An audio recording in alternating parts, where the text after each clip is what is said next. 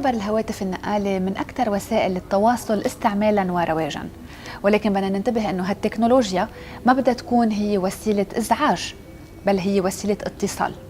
لما نحن بدنا نتصل بأشخاص ما بيعرفونا، يعني بنفترض أنه ما عندهم ولا اسمنا ولا رقمنا مسجل على الهاتف، ضروري نحن نعرف عن حالنا ونسأل إذا هيدا وقت مثالي للاتصال فيهم، وإذا لا أي متى بنقدر نرجع نتواصل معهم.